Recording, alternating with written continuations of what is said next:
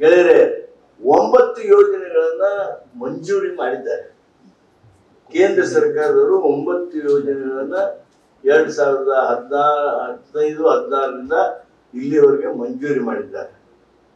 ಆ 9 ಯೋಜನೆಗಳೊಳಗ 8 ಯೋಜನೆಗಳಿಗೆ 9 ಯೋಜನೆಗಳೊಳಗೆ 8 ಯೋಜನೆಗಳಿಗೆ ಒಂದು ನಯಾ ಪೈಸಾ ಕೇಂದ್ರ ಸರ್ಕಾರದಿಂದ ಬಂದಿದೆ. Tourism I am talking about ಪ್ರವಾಸೋದ್ಯಮ. ಒಂದು ಯೋಜನೆ ಕೊಟ್ಟಿರೋದು ಯಾವ್ದು ಫಂಡ್ ಅದು ಸರಿ. ಆ 9ರಲ್ಲಿ 8 ಯೋಜನೆಗಳಿಗೆ ಒಂದು ಪೈಸಾ ಬಂದಿಲ್ಲ. ಆ 9ನೇ ಯೋಜನೆ ಯಾವುದು ಅಂದ್ರೆ ಈ ನಮ್ಮ ಕರಾವಳಿ ಪ್ರದೇಶದೊಳಗೆ 23 ಸ್ಥಳಗಳನ್ನ ಪರ್ಟಿಕ್ಯುಲರ್ಲಿ ಕೋಸ್ಟಲ್ ಲೈನ್ ಅಟ್ರಾಕ್ಟಿವ್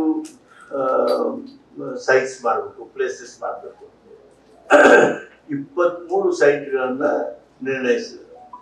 225 ಕೋಟಿ ರೂಪಾಯಿಯ ಪ್ರಾಜೆಕ್ಟ್.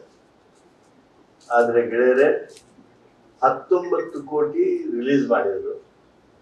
19 ಕೋಟಿ ರಿಲೀಸ್ ಮಾಡಿದ್ಮೇಲೆ they have communicated to the state government that the project is closed.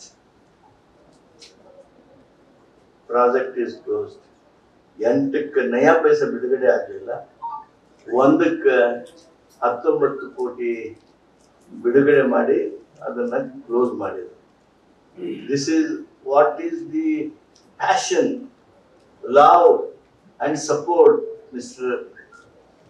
Modi or the central government act. We have made our amendment because in Constitution we are empowered to make amendments to our jurisdiction of the state. ಅದನ್ನ ಮಾಡಿ president asset ತಗೊಂಡಿದ್ದೇವೆ.